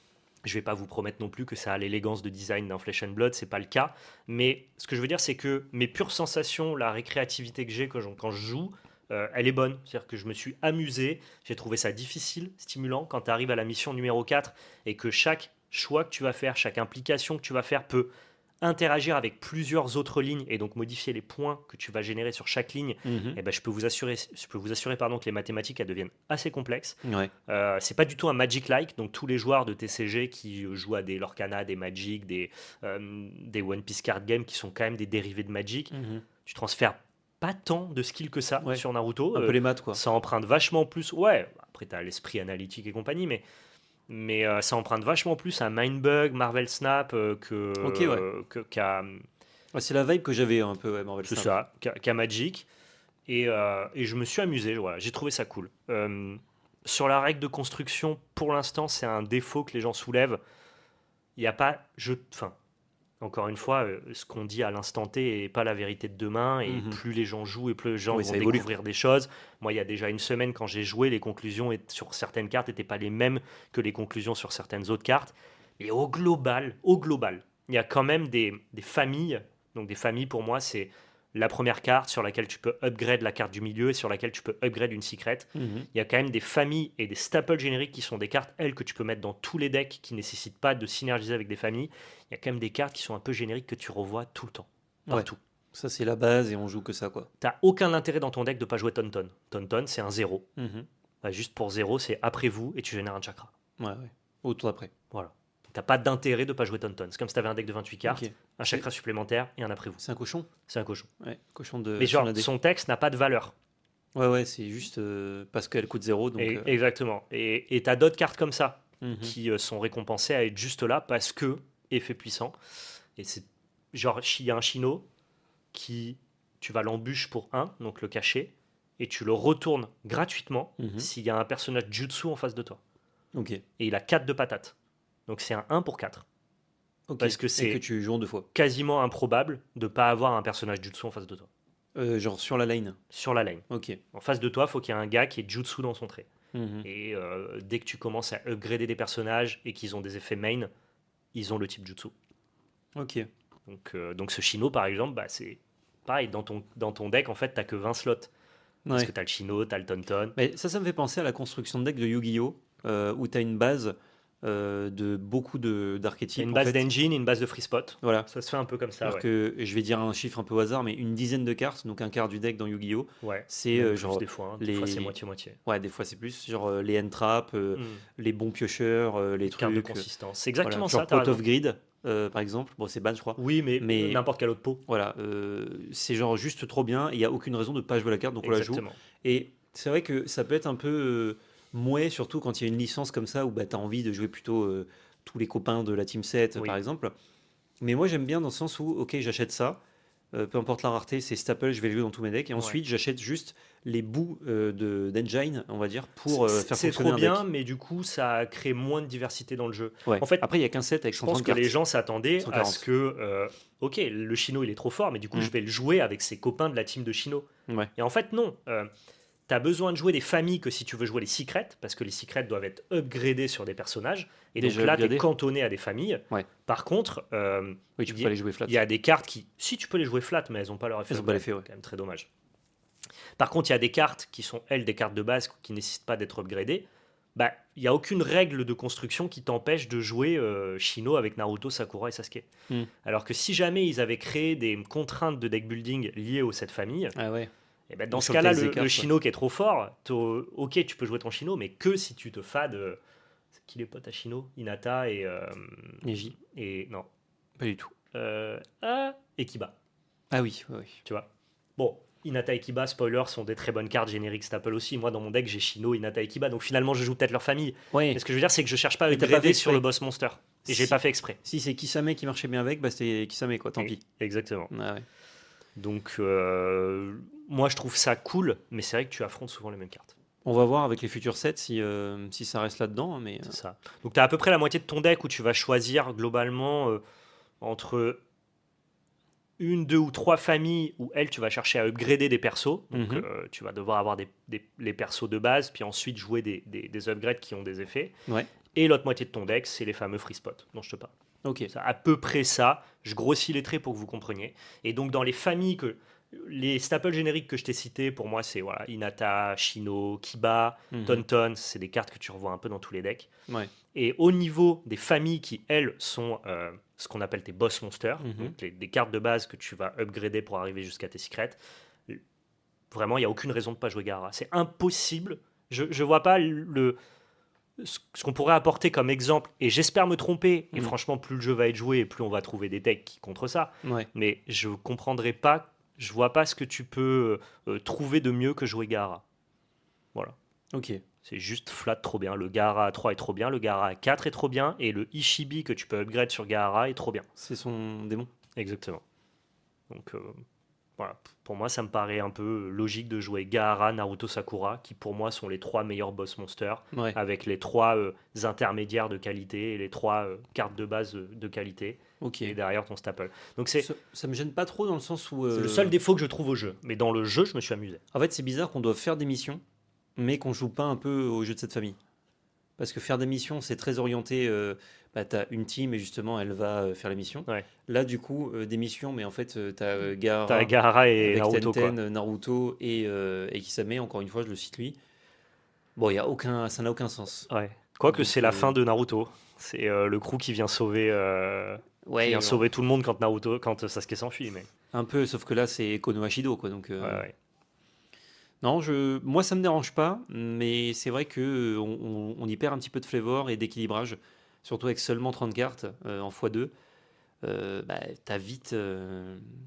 T'as vite les staples, t'as vite les mêmes cartes qui reviennent tout le temps. quoi. Tu vois les mêmes cartes, hein. C'est-à-dire que les gens qui jouent bien, et sur le simulateur ça joue bien, moi je me suis Mm. vraiment pris défaite en boucle parce que de toute façon je jouais un deck qui était attendu, donc les gens savaient exactement ce que j'allais faire. Ouais. Je peux te dire que les gens ils s'attendent à ce que tu aies un Gaara, ils s'attendent à ce que tu aies un Naruto, ils savent très bien que tu vas jouer des Kiba et des Shino. Mm. Effectivement ça a créé un environnement encore plus compétitif parce qu'on affronte en boucle les mêmes cartes. Ouais, je vois. Après, encore une fois, il n'y a qu'une seule extension. Ouais. À Non, voir avec ce qui arrive. ce qui est intéressant, c'est que, comme tu disais, le jeu goûte bien. C'est-à-dire Ouais. que même si j'ai eu Sont l'impression deux de sont faire bonnes. que des mirrors, je m'en foutais. J'ai joué limite à un jeu de société Mhm. et les sensations étaient trop bonnes sur les mirrors. Ok. Mais j'ai vu les mêmes cartes. Personne m'a joué en Orochimaru, personne m'a joué un Tsunade. Même si on m'a dit qu'il y avait des decks Ninja du Son et tout qui existaient, pour l'instant, ça n'a pas vu. pas l'air d'être le truc qui a le plus de buzz, tu vois. Ok. Voilà. Mais sinon, Intéressant. c'était cool. J'ai trouvé qu'avoir l'initiative avait pas autant de valeur que ça. C'est un Ouais. débat qu'on avait, on n'était Ouais. pas sûr. Je trouvais que c'était hyper fort de l'avoir. Je trouve que c'est bien sur la première mission parce que ça te permet facilement de matcher la première mission. Ouais. Mais après, je trouve que ça a quasiment plus aucun impact dans la suite du jeu, notamment parce qu'en Ok, plus, bien. tu es récompensé à faire des après-vous. Ouais. T'as très envie de laisser la main à ton oppo pour voir ce qui se passe. Ah, mais c'est que tu as deux options. Tu as matcher ou battre Ouais. qui te permet de gagner des points. Ouais, C'est ta ouais. l'initiative. Alors que si tu l'as pas, tu qu'une seule option, c'est battre. Ouais, complètement. Donc c'est ça, moi, qui me gênait un peu. Et en fait, matcher, ça a L'initiative. beaucoup de valeur sur la première mission. Ouais. Mais après, en fait, c'est tellement. Tu gagnes vraiment cette mission, donc je l'abandonne. Je vais gagner vraiment cette mission. C'est très rare de te retrouver à matcher dans les tours suivants.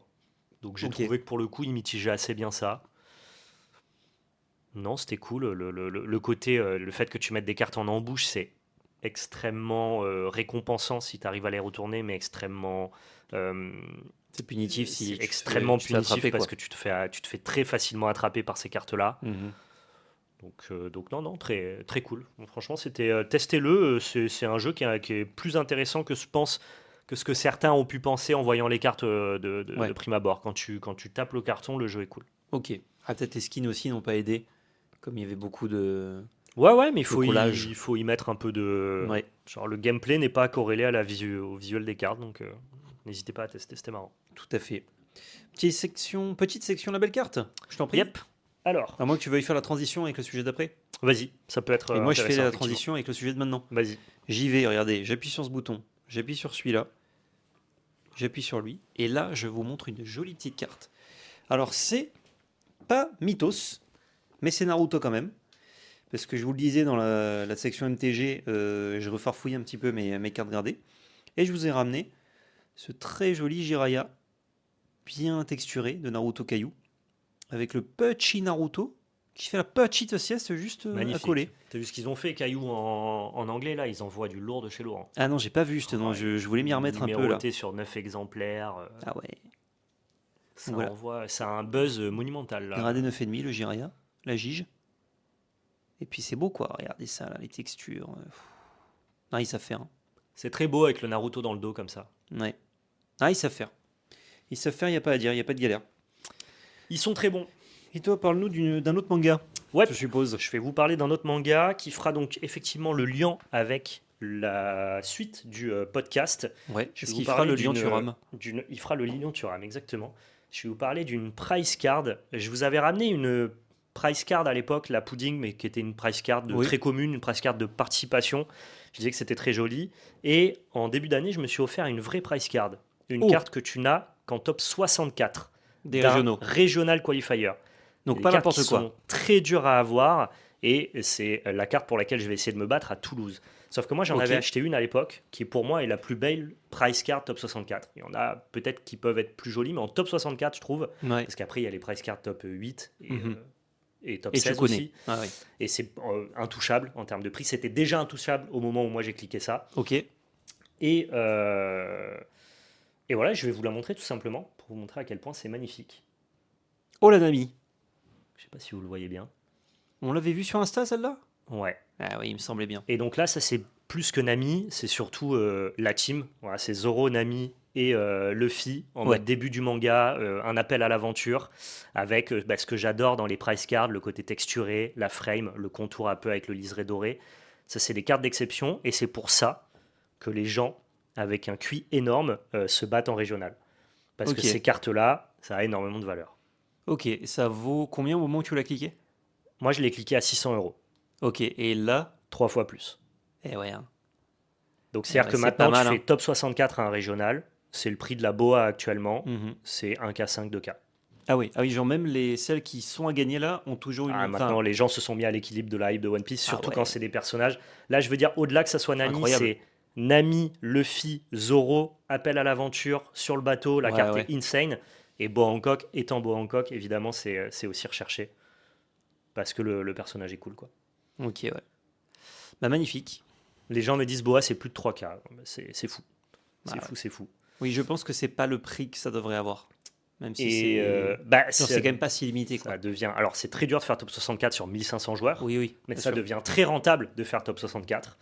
Et je voulais vous montrer ce type de carte-là. Moi, je vais aller me battre pour essayer de récupérer la Boa que je trouve très stylée Ouais. aussi. Et celle-là, elle part à la gradation. Parce Oh. que il y a le stand PSA qui est disponible au Gala TCG ce week-end. Je serai au Gala TCG Ok. si jamais vous voulez passer sur le stand Petite Asmodée. gradation PSA. Et ça partira à la gradation PSA. En PSA 10, c'est je sais pas, 3K, 3K5. Ah ouais, il faut avoir 10. Quoi. Donc, il faut avoir 10. Après, c'est pas dur d'avoir 10 sur One Piece. Hmm. Je- One 10. Moi, je lui trouve pas de défaut. Après, je ne suis pas gradeur pro. Donc, Ce n'est pas ton métier. non, ce n'est pas mon métier. Chacun son métier. Du coup, tu nous dis, tu vas essayer de gagner une carte top 64 à Ouais. Toulouse. Ouais, effectivement. Là, je m'entraîne avec un. Enfin, je m'entraîne pas. Je prends du coaching. C'est pas du tout pareil. Parce qu'entraînement, il y a un espèce de d'échange de bons procédés. Là, Ouais. il n'y a pas d'échange de bons procédés. Il y a un gars qui me donne, entre Oui. guillemets, son savoir et moi, je le reçois. avec grand plaisir. Donc je me suis rapproché de Flèche, qui est, je pense, un des meilleurs joueurs, si ce n'est le meilleur joueur français, champion européen. Moi, c'est simple, dès qu'il y a un régional dans le monde, il est dans le top 32 Il est d'à peu chaud. près tous les régionaux. Donc lui, des Bois, il en a quelques-unes. Ouais, ouais. Il était encore dans le top 32 là à Oui. Lille. Moi, ce qui m'étonne, c'est comment il arrive à s'inscrire à chaque fois. Moi, ça fait 2 tournois à One Piece, je veux pense que m'inscrire et je loupe, ça quoi. doit faire partie de son travail. Ah, oui, oui. Je sais, il est à temps plein là-dessus. Hein. Ah ouais, il est disait, dédié à ça. il est dédié à ça, il fait tous les régionaux. C'est incroyable. Et donc voilà, j'ai pris J'aimerais du coaching avec lui pour pouvoir être à l'équilibre de... Parce que, évidemment, pousser les cartes dans l'ordre sur One Piece, c'est déjà faire, mais un régional, et il m'a confirmé ce que je craignais, le niveau est très élevé. Ouais. Le niveau est très élevé. Il Les n'y a gens pas sont... de oh, il a oublié un don et du coup ça passe. Non, mais surtout, Ça arrive pas, quoi. il y a pas de oh, j'ai découvert One Piece et Ouais. je fais un régional. Non, non, Un c'était régional, là. les gens savent ce qu'ils font, quoi. Ok, ouais. Après, c'est peut-être de son prisme One Piece, peut-être qu'il n'a pas fait de Grand Prix à Magic, peut-être que... Oui, peut-être que tu vas te dire, en fait, c'est un niveau de joueur compétitif. Justement, mais- moi j'ai envie d'éprouver ça Ouais, et de vous dire, bah non, moi j'ai pas trouvé que le niveau était si élevé que ça. Évidemment que dans les top tables, le niveau sera élevé, mais ça c'est dans tous les TCG. Mhm. Moi je parle du niveau moyen, du niveau global. Et bref, je voulais pas arriver comme un joueur qui sait pousser les cartes dans l'ordre de son deck, parce que ça pour le coup j'ai pas besoin de coaching. Je voulais arriver comme un joueur qui peut prétendre, évidemment avec beaucoup de chance, forcément, à faire un top 64. Genre, quitte à me payer un week-end sur 3 jours, me déplacer, faire cet événement-là, si c'est pour pas entreapercevoir l'espoir, et avec mon niveau actuel, c'est clairement pas le cas, Ok, de récupérer une price card, je trouve ça un peu dommage. Ouais. Donc, je suis d'accord. je me suis, Donc top 64, c'est quoi le score, genre, t'as une idée ou pas? c'est le meilleur des 8-2 sur 10 rondes. C'est 10 rondes d'affilée? Ouais. Ah, mais c'est du B1. Mm. Ouais, donc ça se tank. C'est meilleur des 8-2, et je pense que tu as des 8-2 Quand qui même, font hein. pas top 64. Ça dépend le nombre de joueurs, mais généralement c'est un K5 Ouais. joueurs, donc ça peut Ah, il faut être quand même très chaud. Ah, ben il faut être. Il faut être quand même très chaud. être bouillant, évidemment. Mais disons que sans coaching, c'est très peu probable que je puisse prétendre à ça. Mm. Avec du coaching, c'est peu probable aussi, mais un peu plus, en tout cas. Tu mets toutes les chances de ton côté. Exactement. Voilà, on va revenir maintenant sur le Regional Qualifier qui a eu Oui. lieu ce week-end, qui a été remporté par un Italien. Globalement, c'est un peu les Italiens qui ont trusté les meilleures tables. Donc, monsieur Top- Luigi, Top 16 Lille, c'est tu ça? peux montrer le top 16. Là, c'est à la représentation des decks. Donc, le Régional a été remporté par Nami. J'allais dire sans grande surprise, et un peu, parce que je crois que les gens attendaient beaucoup Enel, et on Ouais. voit qu'il y a quand même 15 Enel dans le top 32, c'est le deck qui était le plus représenté sur l'événement, mais Bon c'est deck. quand même Nami qui s'en sort à la fin. Dans les hautes tables, quand il y a beaucoup d'Enel, Nami ça vit Ouais. bien, parce que c'est un match-up correct contre Enel. 2 copies en top 4, je vois. Donc, Ouais. Énorme. Après, il y a énormément d'Enel dans le Oui. reste du top. Mais tu vois, c'est les Nami qui sont montés, qui ont fait un peu tomber les NL. Ouais. J'ai l'impression que c'est un peu passé comme ça. Grosse surprise avec Green Purple Luffy, qui est moi mon deck préféré de One Piece. il est lui ou le bleu-violet, toujours il faut une petite perf à droite à gauche, Ouais. de façon isolée, c'est impressionnant. Il faut être bon joueur pour oui. perfer avec ça. Ah bah ils sont rarement plus de 1. Ouais. Donc ouais, faut... Et ça a du Ouais, buzz, chaud. Green Purple. Au Japon, là, typiquement, c'est dans les hautes tier list. Ça revient? Ok. Ouais, au Japon, c'est assez chaud. Ils sont sur OP15 aussi? On a la même méta qu'eux, ouais. Ok, avec exactement le même produit, parce Ouais, qu'il y ouais. avait les EB qui étaient On pas a, en même on a temps. exactement la même méta Ok. pour l'instant. Jusqu'à OP16, dans quelques semaines, on a la même méta qu'eux. Dans Et quelques Green semaines. Purple, c'est assez haut là-bas. Et ils ont implémenté notamment une très bonne carte qui vient d'Enel, c'est Mamaragan. Ah, j'adore. Mamaragan, c'est le spell à 0 qui est un peu cool. En fait, ça marche très bien dans. En fait, le feat récompense aussi à Ah oui, Don- oui, à parce que Don du coup, Minus, tu tu vois. peux jouer juste... Exactement. Ah ouais. Et donc, du coup, ça a récupéré Mamaragan, ça a récupéré en fait pas mal de cartes mis bout à bout des sets récents. Ouais. Et c'est un gameplay vert, donc tu peux jouer Electrical Luna. Electrical Luna, c'est un spell qui dit que toutes les 7 ou moins peuvent pas se détaper. Donc ça freeze tout le board d'Enel. Ah ouais, NL bouge plus. Tout le board de Nami, ça freeze Ah un ouais. peu tous les boards, quoi. Ok. Assez fort. Alors, il faut que les cartes soient déjà engagées. Oui, oui, Tu mais les engages pas. Mais je veux dire, vu que tu tapes avec, normalement, ouais. c'est pour ça aussi que ça performe bien. Le côté vert l'aide pas mal. Ah ouais, c'est pas mal du tout. C'est ça. Les deux joueurs en finale sont des Italiens, donc putain, ils sont venus en France et ils nous ont juste goumé, quoi. Ils sont repartis avec les lots. Ils sont partis avec la caisse. Ils sont repartis avec les lots. Je te laisse montrer Ah, la bravo, decklist de Nami. Donc, Ouais. c'est Nami Thriller Bark qui a quand même plus performé que. Il y a des Nami pas Thriller Bark, qui sont Ouais. des Nami juste staple générique, mais sans sous-famille. De toute façon, J'ai- ça prend pas beaucoup de slots, Thriller Bark. 3 slots, je crois. 12 cartes, 16 cartes. 4 Ah, slots quatre de 4. ouais. De ce que j'ai compris, Thriller Bark c'est mieux contre le reste du méta, mais en mirror, c'est mieux de pas jouer Thriller Bark en mirror de Nami. Ok. Donc du coup, si jamais tu t'attendais à beaucoup de Nami, il valait mieux pas jouer la Thriller Bark, la Ouais. boost Thriller Bark. Dans tous les cas, si tu t'attends jamais à plus de 50% d'un deck, il vaut mieux jouer ce qui bat le reste du méta. C'est pour ça que c'est Donc, Thriller Bark qui a gagné à la fin, mais il y avait aussi des versions non Thriller Bark. ok. Et on a la version de NL qui, pour le coup, elle diffère pas mal de ce que les gens attendaient, parce qu'il y a pas mal de secret tech, de sweet tech qui ont été trouvés, bah, notamment contre les Electrical Luna, notamment contre. Il y a une carte dans Nami qui est trop chiante qui s'appelle Perona. Mhm. Quand elle on play ou quand elle on KO, et tu peux la refaire revenir de ton cimetière avec tes triggers, elle empêche un 6 ou moins d'attaquer. Ah ouais. Et en fait, Donc NL, pour il y a NL, que des 6 ou moins. et il peut pas avoir plus. Exactement. Donc en fait, des fois, tu tapes dans le PV, trigger, je fais revenir une Perona, ton NL, il tape pas. Hmm. Et bah, en termes de tempo, Et ouais. ça fait la diff. Forcément. Sauf que au lieu de jouer le deuxième NL SR à 6, bah, en fait, il joue des Reiju. Et Reiju, c'est une carte qui, si tu as 4 events dans ta trash, Mhm. bah, en fait, c'est un cost 9. Ah, ça augmente Et ça augmente virtuellement son son coût. Ok, ouais. Donc elle, tu peux pas la freeze, tu peux pas la Perona, tu peux pas l'empêcher de taper, juste Ouais, flat. ouais. Et c'est un gros bloqueur en plus. Ah, en Donc plus. ça remplace naturellement le NL à 6. Ok. Oui, parce que tu me disais la NL à 6 déjà, ça commençait à être genre un peu inutile à cause des techs, justement, Ouais, déjà. bah ça déclinait, il y en avait plus de 2 dans les decklists. Et là, la version qui a performé, et les autres dans le top 8 ont les mêmes techs. Hein, c'est vraiment des Italiens qui ont train ensemble et tout, Ouais. et qui ont fait un très bon résultat. Ils jouent tous 4 Reiju et plus du tout la SR NL. Donc Ok. très bonne anticipation de méta, Bien wedge. fine-tuning de decklist, assez intéressant. Et on finira sur les actus One Piece en vous présentant le nouveau magazine One Piece qui va sortir Oui. avec la nouvelle promo. Tout à fait, très jolie. Elle Ouais. fait vraiment cover de magazine, celle-là. Elle est magnifique, mais la première, la version toute rouge aussi, je trouve. Hein. Mais Elle s'inscrit dans la même DA, quoi. en fait, le personnage, il est genre bien mis en avant, donc comme sur une carte classique. Alors que là, il a un côté vraiment cover de Shonen Jump, je trouve, Ok. dans la posture du perso. En tout cas, elle est Après, très oui, belle. c'est monocolore avec un perso noir et blanc. Une carte que je récupérerai, évidemment, si le prix n'est pas trop abusé. Mais de mémoire, le prix de la rouge était très ok. Je vais être sur place dans pas longtemps. Ouais. Si je vois ça Alors, à un prix décent, tu vas pas en voir qu'une. je t'en clique une. Tu vas en voir plein. Je vais en voir plein. Ah, tu vois, bah ça, je pense que c'est beaucoup distribué. Mm. Et au Japon, il n'y a pas de raison qu'ils aient pas ça partout en vitrine. Ok, ouais. Donc, ouais, bah, avec plaisir. Je pense m'en que ce sera occupe. moins cher là-bas, je pense. Enfin, je m'en occupe. Je vais essayer de m'en occuper. Oui. Si c'est pas 300 balles la carte, tu t'en occupes. Ouais, voilà. Allô Val, je te réveille? Oui. Moi, c'est pour te dire, c'est hors de prix. Voilà. C'est juste hors de prix. Bonne laisse nuit, tomber. bisous. Il n'y a pas de raison. La première, c'était 60 balles pièce. Ouais. Je Mais sais ça a pas. augmenté après, non? Ouais, mais ça a été réimprimé. Ah, ok, il y a eu deux vagues. Je pense que ça près dans C'est pour ça. dans ces prix-là. Voilà. Pourquoi il y a que des nanas sur la cover? C'est par rapport à EB3. Tu veux- Ouais. Non, mais c'est vrai, il y avait une extension où il y avait que C'est les vrai. Tu pouvais personnages trouver une féminins. justification. Moi, j'étais plus en mode. Pose pas les questions, c'est One Piece. Laisse tomber. Ouais. À mon avis, c'est parce qu'il y a une extension où il y avait que des personnages féminins. Mais... Ça peut faire référence à Heroine Lineage, mais en même temps, là, on est sur OP15, c'est plus d'actu, donc Ouais. Ah, c'est extension juste avant, hein? je crois que ça fait vendre juste d'avoir des non, nanas, juste surtout au avant, Japon, avant. quoi. Ah, peut-être. Écoutez, ils font les sous, laissez-les faire. C'est du business. Allez, le même week-end, il y avait le Pro Tour Yokohama à Flesh and Blood, et j'étais un élève discipliné, parce que moi, j'aurais été client de regarder le Pro Tour Flesh and Blood, et je regarde Ouais. les Pro Tour Flesh and Blood, et ben j'ai regardé le régional de Lille, vu que je prépare. Oh J'ai Il plutôt a fallu faire un j'ai choix. fait une infidélité à Flesh and Blood. J'ai regardé One Piece à la place, donc j'ai pas vu le top 8 de Flesh and Blood. Peut-être que je me ferai ça ce week-end Ok. à la cool. Donc tu ne sais pas qui gagne, etc. Je sais qui a gagné, mais j'ai pas regardé les games, quoi. Ah, ok. Et donc voilà, le top 8, c'était un format intéressant parce que c'était un format CC et Sage.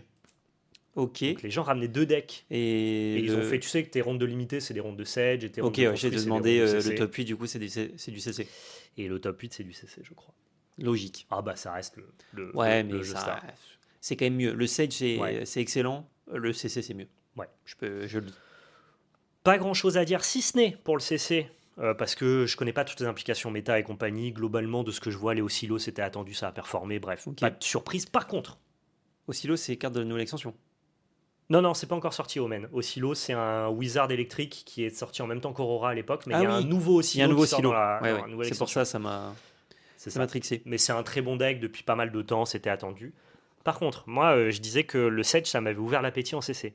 Oui. Et donc je me suis dit, bah ok, je vais prendre une classe que je connais, dont j'ai beaucoup de cartes, sur un leader qui a très peu de points, Mhm. et ça va me permettre d'avoir un deck de CC que je vais tenir longtemps dans le temps. Ouais. Et T'as c'est- pas besoin de le mettre trop à jour. Non, c'est un deck de CC qui avait pas trop de buzz, en tout cas c'est Reinhardt.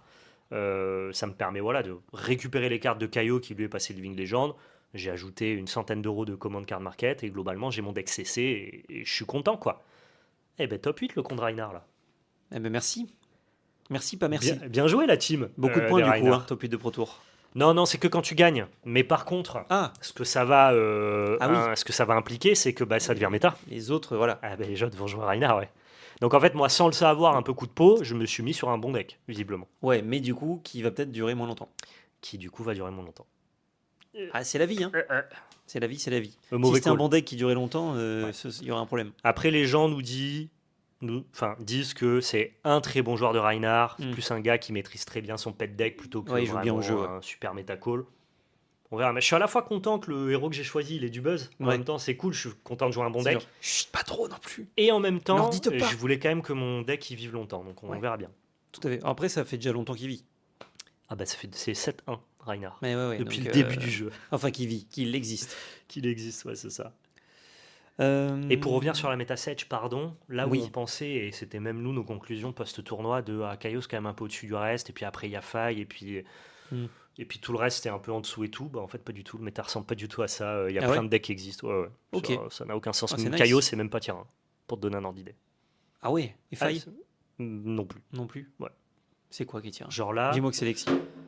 il y a des versions de Braillard un peu mid-range bizarres Ok, qui ça te plaît ont retrouvé du buzz. Ouais, ça me plaît. Il y a Kano qui est donc le deck qui a remporté l'événement, mais bon, c'est la partie CC qui lui a fait gagner le top 8. Il y a des Ira, ça devrait te plaire. Il y a des Florian qui sont des decks Ira, un peu. C'est la ninja. Ça joue plein de staples juste et tu mets des coups de dague. Part the Mistveil. Non, Ira c'était vraiment. Ah si, je l'ai. C'est bon, oui. Normalement, tu as joué Oui, ça en commoner. tu mets un coup et tu embouches une carte. Non plus, ça à la c'est. place. Putain, ça c'est. Comment elle s'appelle? Je confonds tout. Mais c'est pas grave, c'était Ezuri ça. Non, Ira, ça, c'est une. c'est le truc des elfes, ça, Ezuri. Usuri, pardon. C'est une carte qui te dit que ta deuxième attaque, elle a plus 1 de patate, c'est tout. Et ça joue beaucoup de Ah, cartes ok. génériques et de cartes ninja. Normalement, t'as. En tout cas, quand Ah mais on, j'ai dû quand faire on des parlait games et du commoner, on disait ouais, c'est chiant, tu joues Ira, c'est. Juste tu bloques, Ah, tu j'ai tapes, joué tu contre. bloques, tu tapes. Voilà. j'ai joué contre, je pense. Il y a ça, il y a Florian Stack. Florian Stack, c'est un deck combo qui va juste stacker une pile de runechant et te les envoyer dans la gueule pour ton TK. Ok. Donc, pas Ah, le donc- super gameplay, Donc mais c'est un- pour c'est dire un que le- Runeblade, du coup, je Ouais. suppose. c'est pour dire que le format est hyper diversifié. Islander aussi dans le top. Ah, Ça me plaît, ça. Qui est très très fait cool. chier les gens, ça. J'adore. Visiblement, je crois que c'est Holdim, mais j'ai vu aussi que la méta Ah. était très orientée autour des gardiens, et notamment autour de Valda. Donc, putain, on pensait Comme que. les pastilles. ouais. Moi, j'étais là en mode bon, bah, je vais changer de deck. Kaio, ça va être bench. Bah, visiblement, pas du tout, quoi. Donc tu peux rester là. Bah, tu vas changer de deck pour d'autres raisons. Je sais pas. Oui, bah, non, ça me va, moi, de jouer Kaio, même si c'est pas tier 1, c'est ok, quoi. Ah, il faut Bien que je deck. recommande un petit deck, moi justement. Bah, j'attendais le tournoi, enfin les prochains tournois. Je ne savais pas qu'au Pro Tour Yokohama il y avait du Sage. Ouais. Donc ça me donne un peu de data et si c'est jouable, Ira ou Holdim, j'avoue, avec grand Ah plaisir. bah, c'est le cas, parce que là, les gens complètent. Donc là, moi, je te parlais du top 8 du Pro Tour, mais il y a Ouais. eu aussi un showdown à Yokohama. Et visiblement, Ok. le top en Sage, c'est Valda, Islander, Ira, Holdim, Kano.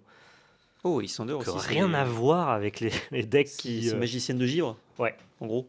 Ouais, c'est ça. Rien à Nice. voir avec les premiers decks de Sedge qu'on mettait très haut dans le Bah format, ouais. quoi. C'est ouf. Ok. Comme quoi, c'est un jeu plus profond que. Enfin, on savait qu'il était profond, mais du coup, il nous surprend, Ouais. surprend toujours. Ok. Et bah nice.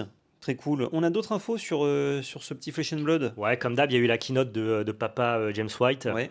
qui fait des annonces en live pour hyper un peu tout le monde lors du Pro Tour, et ça, c'était trop cool. Ils ont fait plein d'annonces sur lesquelles on reviendra pas. Il y a des contenus dédiés Oui. à aller regarder Fiendal Café, Tour Zéro, l'œil d'Ophidia. Tu veux la des- petite roadmap? Voilà, c'est des contenus FR qui parlent de Flesh and Blood en détail sur Internet. Mais il y a quand même eu une roadmap qui a été annoncée, la roadmap de 2026. Et surtout, il y a une petite annonce qui était intéressante, c'est que maintenant, chaque sortie Silver Edge sera groupée à une sortie de set. Ouais. Donc, en gros, quand le set Les 20 va sortir, produits qui n'a en pas même été temps, ouais. révélé, vous aurez les produits Silver Edge, donc probablement des decks qui Attends, mettront on a à le l'honneur, set d'après le 7-20, mais on n'a pas le 7-20? Ouais, Ah ouais? C'est parce que c'est le banger secret ou? aucune idée. J'ai pas C'est- suivi la c'est étonnant. keynote, c'est... Ah, on a même le set. Ouais, mais c'est Quatre. ce qu'on appelle c'est des Mastery Pack. des Mastery... Non, ah oui, non, ok. C'est des Armory Deck. T'as pas le set d'après, non. Ah oui, non. Ok, c'est que. En gros, tu sais que tu as Mastery Pack et l'Armory Deck. On t'a révélé l'Armory Deck d'Olympia, Ouais. mais on ne sait pas quel est le... En fait, c'est le set numéro 20, c'est la Q3. Ah oui, d'accord. Voilà, c'est ça. C'est tout C'est englobé. pas Je un croyais que autre c'était par set. ligne, pardon. Non, non. J'avais mal compris le Ça. visu. Ok. Donc non, on n'a pas Ouais, sympa connaissance pour le Sage, en tout cas. des prochains sets, mais ça veut dire qu'à chaque sortie de set maintenant, tu auras aussi du buzz pour le Silver Edge. Moi, c'est cool. Moi, Trop je trouve sympa. ça très très bien. Et une autre petite annonce, et pas des moindres. La plus belle des annonces, les World Championship de Flesh and Blood en 2026 auront lieu à Paris du 5 au 8 novembre 2026. Quelle grâce. Quelle grâce, ce sera la fête évidemment. On espère être sur place, on vous tiendra au courant évidemment. Ben Il oui, y aura toujours un calling qui est attaché à l'événement, donc on une peut coller. possibilité de venir s'amuser, faire des side events, rencontrer des gens. C'est un peu la fête du jeu, donc si vous êtes sur Paris, prenez vos places, tout simplement. Il faut prendre une place pour accéder à l'événement ou c'est pour les tournois et tu peux venir en visiteur libre? C'est une bonne question. Sur One Piece, il faut prendre une place qui est gratuite, mais il faut prendre une place pour être spectateur. Ouais, oui, là c'est pour limiter, Mais c'est très pour japonais, limiter, limiter l'affluence. le nombre de personnes. Est-ce que c'est le cas sur Flesh and Blood? J'ai un gros doute. En vrai, j'en sais rien. Je pense pas que ça ait le buzz de One Piece sur ce point-là, donc Ouais, je crois pas qu'il y a un intérêt à venir spectateur ok. si tu fais pas. D'ailleurs, j'embrasse One Piece qui a des shops magnifiques qui viennent d'ouvrir, vides, parce que c'est sur réservation à l'avance. Mais du coup, si tu arrives et que le shop est vide, Ouais. tu peux pas rentrer si t'as pas de réservation. Ah, ouais, mais c'est parce qu'encore une fois, il y a trop d'affluence. Non, le shop est vide. En fait, ils ont tellement voulu que ce soit au compte-gouttes. Ah, Que- qu'ils ont fait de la réservation alors qu'il n'y a pas d'affluence, quoi. Ben, il y en a, mais genre Oui, c'est ok. à des moments clés. Tu vois ce que je veux D'accord. dire? Et si jamais tu Si arrives. genre t'arrives, vous avez un rendez-vous? Non. Non, tu rentres pas. Ah, mais il y a personne. Vous n'avez pas rendez-vous. Non, on fera Vous 0 avez une euros. scène tu de rentres pas. film gaguesque, quoi. Mm. Dans un restaurant.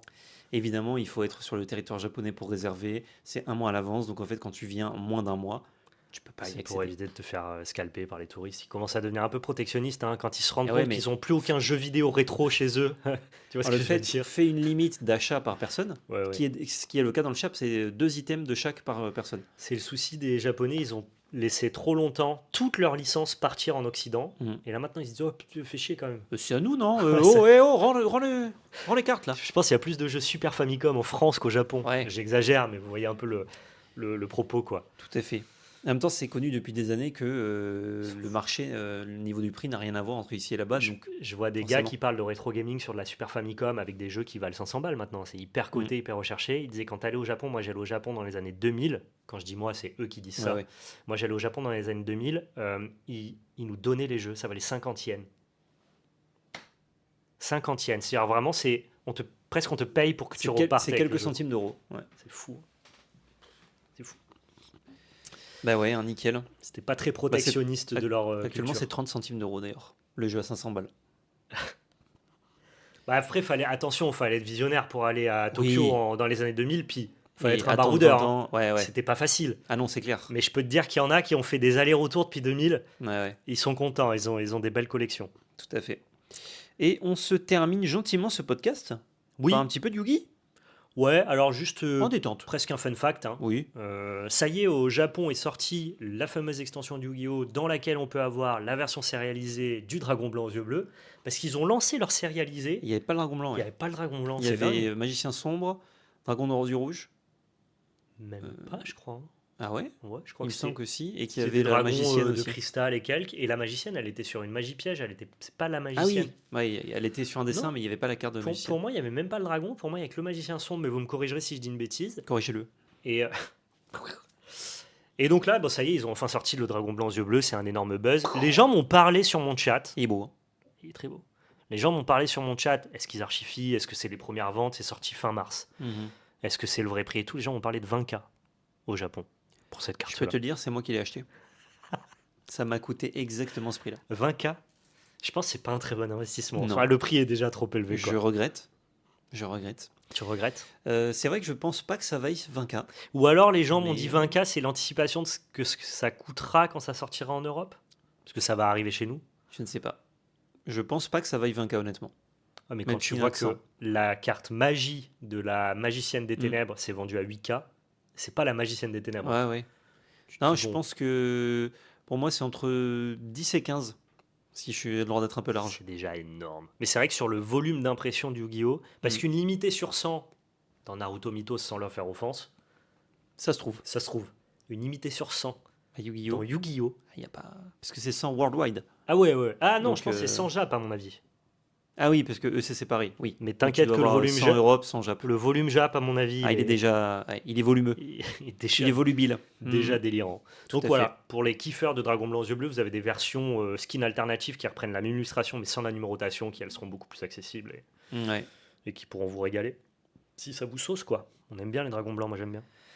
Tout à fait, tout à fait, tout à fait. Même si c'est pas l'art iconique en full art, c'est un Ouais, nouvel non, art. non. Mais en même temps, tu connais, il faut faire de la nouveauté. Si tu fais les anciens skins juste un peu plus grands HD, bon, Ouais. ça marche moins. Non, c'est sûr. Je pense que ça marche moins.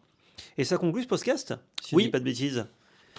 Plein de news diverses et variées. Il a régalé ce podcast, comme d'habitude. Ouais, mais c'est bien dans le podcast multi-TCG, globalement, on fait plus de la news hype, de la news de bonnes nouvelles. Ça nous arrive aussi de devoir, entre faire des guillemets, à sujets. appuyer sur des critiques et parler de choses négatives, mais bon, c'est rarement le cas, quoi, en soi. Ouais, tout à fait. Dans 2 semaines, prochain podcast où on vous parlera de plein de choses et on ne sait pas encore quoi, parce qu'on ne sait pas encore quelles actus sont sorties. Évidemment, enfin, si, je peux déjà vous dire que je vous parlerai de Lille. Gargash nous dit que c'est Riftbound. juste pas le dragon original, en fait. C'est un dragon blanc aux yeux bleus, mais c'est une nouvelle carte. Ah, C'est encore intéressant. plus justifié qu'il n'ait pas la même illustration. Merci, Gargash. Effectivement, merci Gargash. Je vous parlerai donc de Lille sur Riftbound Ouais. et on verra de ce qui s'est passé C'est ça. entre temps, bien évidemment. On vous fait des bisous, on vous dit à très bientôt et surtout n'oubliez pas, c'est de la belle magie. Ciao tout le monde. Ciao tout le monde!